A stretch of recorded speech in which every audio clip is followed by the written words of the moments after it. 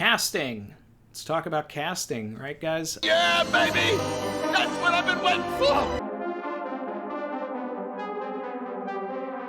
Savage. Hey guys, I'm Randy Troy, and welcome to my series on what to expect from the One Piece live-action Netflix adaptation from the perspective of someone who works in the film industry.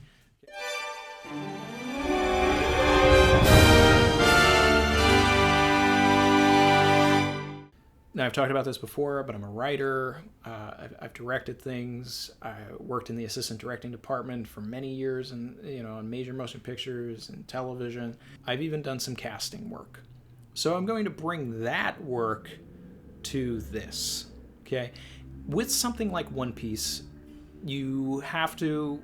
I've used this word before, but you have to temper your expectations. Okay, I've seen things where people are like, Tom Holland for Luffy, Ryan Gosling for Sanji. Okay, first of all, no. Not that either of them are bad actors. They're good actors and they're great people. But the thing here is that, one, Ryan Gosling is way too old to play the 19-year-old Sanji, and Tom Holland is contracted to all of these Spider-Man movies and is not going to have time to step away from that for 6, 8, 10 months, depending on the shooting schedule for One Piece. Speaking of Sanji, I know that Cole Sprouse recently changed his Instagram icon and put some pictures up and some text things about how, basically he'd like to play Sanji. It was almost him lobbying for the role. But if you look at his Riverdale contract, he's tied up for 7 seasons. They've only had 3 or 4 seasons, so he's got another 3-4 years where 10 months of his time is going to be spent in Atlanta shooting Riverdale. And if the stages for One Piece are in LA, or if they're shooting in Cape Town, it's going to be very difficult for someone who is a main character to split away and do 2 shows as a main character. Now, I think that Cole Sprouse would be good as Sanji. Yes, he's got that, cool guy facade, and at the same time, he was the little kid in Big Daddy, so, he learned some comedy chops coming up with Adam Sandler. Sure, I think he could do it. But we need to be realistic. We're going to probably end up with some people that are relative unknowns for the main characters, because you have to get people that are okay with donating 10 years of their life to this product, to this production, to this business. Because that's what this is.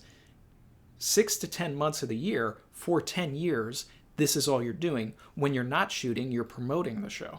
So there's a big undertaking here. And if you're not already a fan, or you can't get on board with it with the pitch that, everything going with it, or, you just like the idea of having a steady job for 10 years as an actor, which is sometimes alluring, it's going to be difficult to get people that you may recognize. With that out of the way, that doesn't mean that there aren't going to be actors in the show that you do recognize, or people that are extraordinarily famous in smaller roles. It's very possible that they're going to go big for, say, Gold Roger, Smoker, Shanks, Arlong. Some of the characters that come in and out but don't necessarily have to have a huge commitment to the show. You can allocate a little more of the budget to things like that.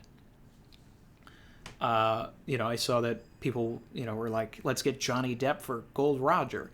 Now, that's a little on the nose with the whole Jack Sparrow stuff, but that's not too far from thinking when you're thinking about that particular character. Sure, you may be able to get something like that, but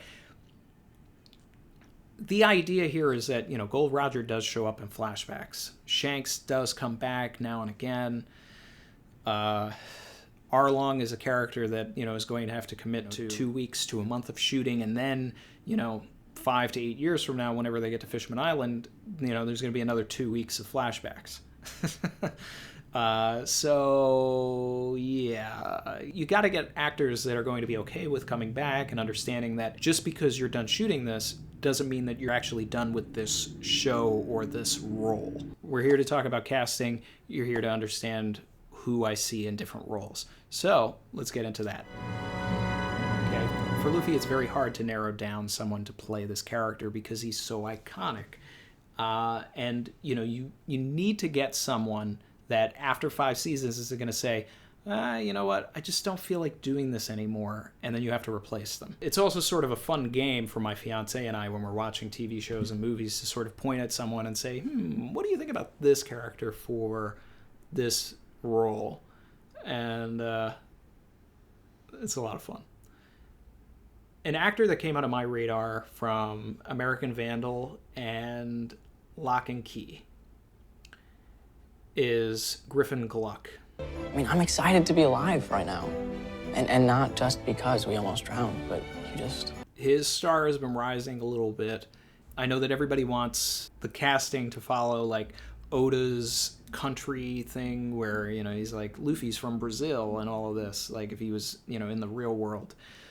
But what's interesting about Griffin Gluck is that, he's not just some white kid. He's actually quarter or half Japanese.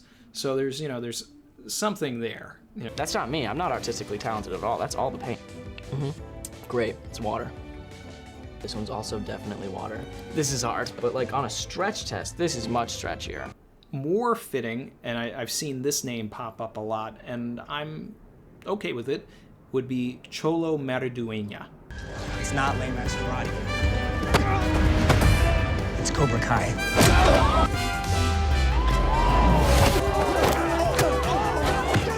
He's got a good energy to him, and unknown enough to where, maybe we could get him to commit to a 10-year thing. This isn't canon. I personally think that I will be okay, but I'm not too sure. Well, you have to be okay. Look, they wouldn't be bringing you, the actor, here to Comic-Con if your character wasn't going to be good. But maybe it's like maybe it's a bluff. You know what I'm saying? Well, we'll see. It might be some. You think they'd actually do that? Zoro is going to be a very tough person to get because this role is really going to rely on you knowing your way around swords. Now, are they going to have a stunt guy? Absolutely. But we need to trust that the actor playing Zoro can do most of this stuff themselves. Now, someone that has come onto many a radar is Lewis Tan.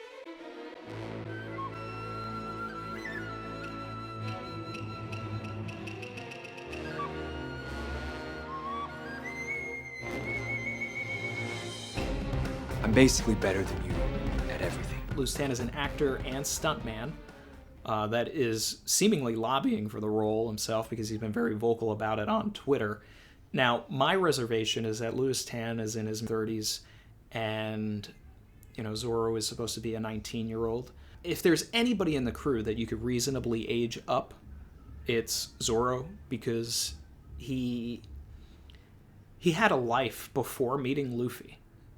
He was already out and about for at least 2 years bounty hunting and whatever. So we could just say he was bounty hunting for a little bit longer than that. Now, the only problem with that is that, by the time you get to the end of the series, you're, dealing with an actor that's now well into their 40s, and it may just become obvious when, being around the rest of these, like, kids. But everybody will age with the show as well, and you'll also have characters like Robin and Frankie that'll already naturally be older. I think that it can work, but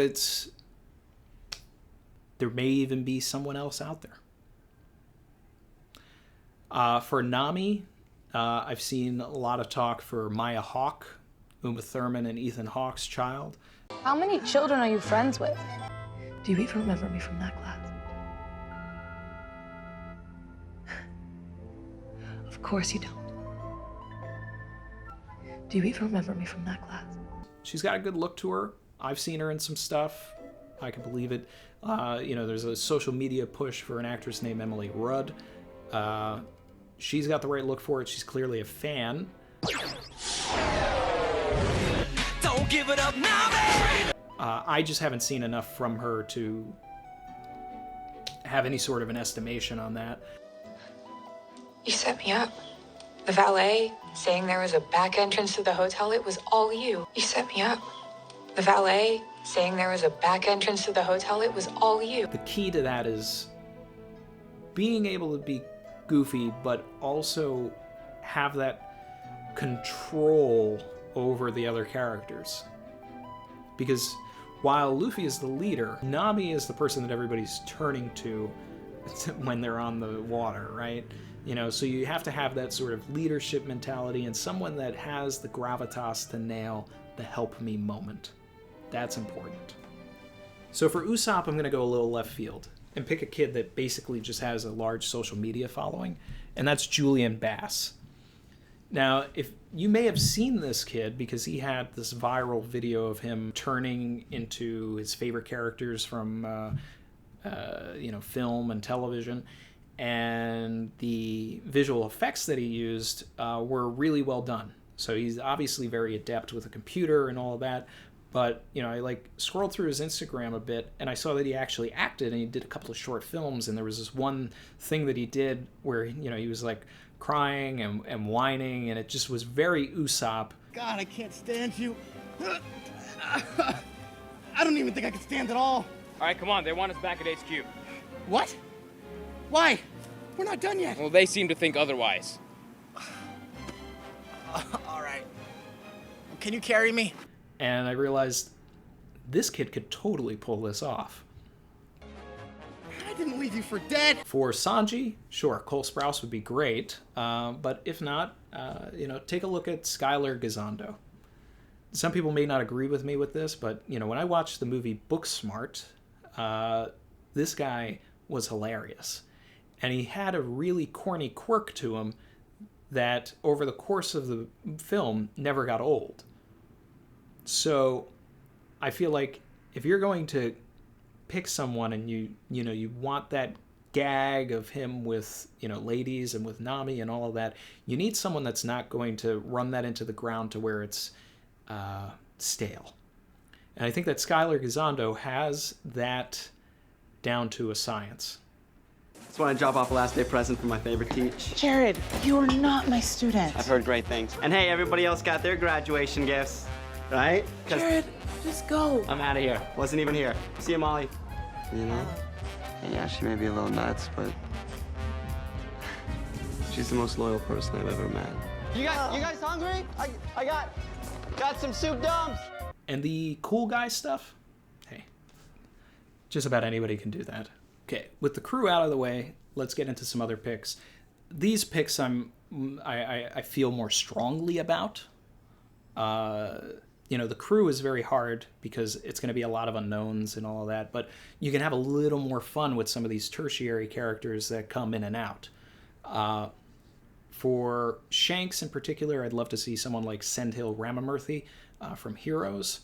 You know, it's sort of a different choice, but, you know, someone that really has the charm and charisma to really get you involved and sucked into the series. So when his adrenaline is up, he kind of becomes a different person. That's his kind of battle right now, is trying to find a balance. Really? You want to do this? Because I can go back and run Prince. She picked me right up, she brushed me off, and told me to get back on my bike and ride. That I must never let a little pain stop me from getting to where I needed to go in life. But I need you to know something. I want you to stand out. I want all of you to be as different as you can possibly be.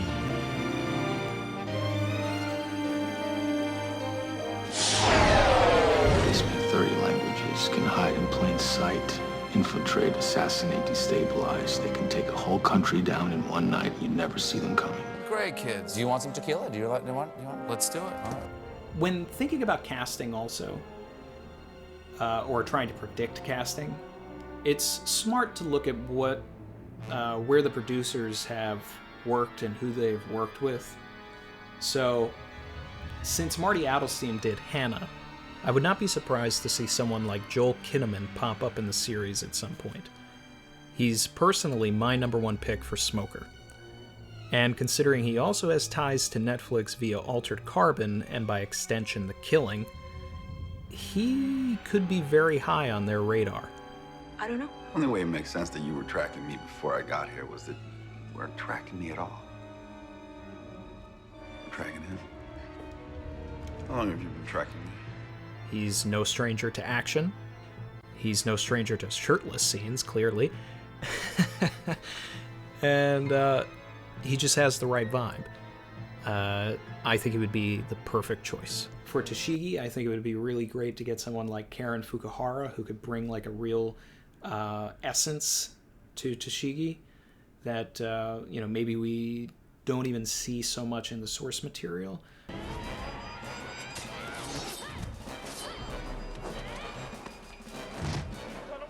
There's lots of things in the material that you would think, oh, that can't be aired, that can't be shot, and sure enough, it is.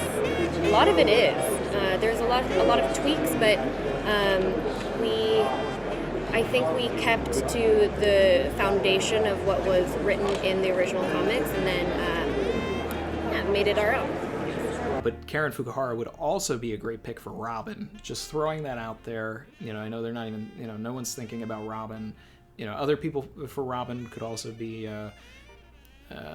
Connor Leslie from Titans, or even Christian Serratos from Walking Dead. You want to get actors that can play the cerebral nature of Nico Robin, but then also have that sort of like broken internal flower that's sort of blooming within her. And that's almost the entire arc of what Karen Fukuhara's character is doing on The Boys as well. So that's sort of where I'm leaning with that. An alternate option for Tashigi would be like Shohei Kitsuna from Deadpool 2. The one that was always like, "Hi, Wade." That'd be fun.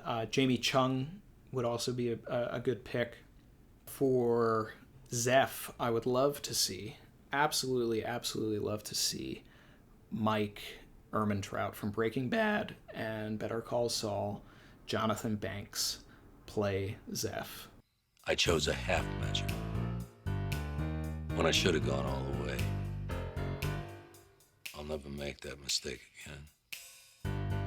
Put the mustache and the chef's hat on him, and it's just perfect, right? For Arlong, I would love for them to really drop some big bucks and get Chiwetel Ejiofor from 12 Years a Slave and a million other things. He is fantastic. And when you see this guy play villains, he always has a chilling nature to him. So that would be incredible. I would also love to see Bokeem Woodbine. I think that he is excellent at playing bad guys as well, and just has this sort of really excellent way of being really cheeky, but then also making you say, man, I hate this guy, but I love it because I hate him. He's doing such a good job. How long you need to stay? A night or two. Well, which one is it? See, we can't leave because we're the future, not the past. Sovereignty is absolute power and authority, which is who I am, your king. See, today is my coronation day. A new king should start his reign. An act of kindness and an act of cruelty. I think he's great.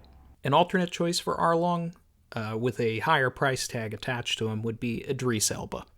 He certainly commands presence, and I think that he would bring something special to Arlong as well. I am way better. I'm the future of mankind.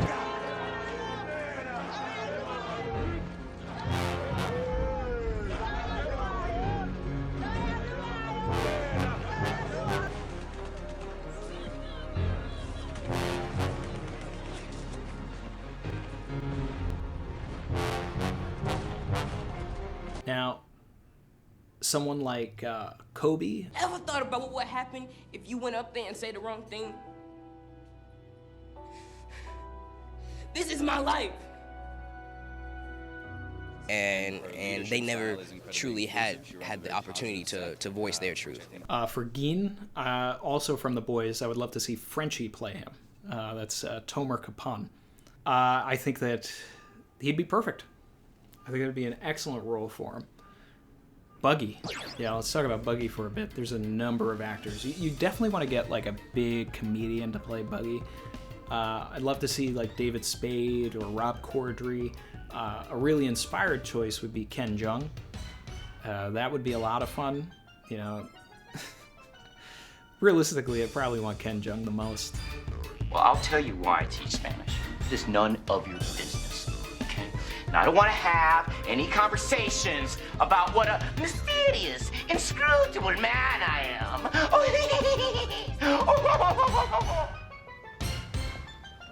I am a Spanish genius. So don't question Senor Chang, or you'll get bitten. I am a man who can never die. Any of those guys, I think, would bring something very interesting to Buggy that, you know, we can carry with us for many seasons, many years. Thinking down the line, Alan Ritchson, who plays Hawke on Titans, would be the perfect Frankie. I know I've seen a lot of stuff like, oh, we got to have The Rock play Frankie. No, we don't. And they don't have $20 million per season to pay The Rock to play Frankie. Alan Ritchson has the right comedy chops, the body build, and the charisma to play Frankie. Perfect. But that does it for me, guys, with the casting video. If you liked my picks, if you didn't like my picks, be sure to sound off in the comments. If there are characters that I didn't mention that you'd like me to sort of think about and process, like, hey, who would you cast as this? I'll put some thought into it. Hit me in the comments. Maybe it'll, you know, maybe we'll do a part 2 casting, and, you know, we'll kind of go through the seasons or something. So ultimately, hope this was fun for you guys. It was fun for me. Hit that subscribe button for more on this. And I'll catch you next time.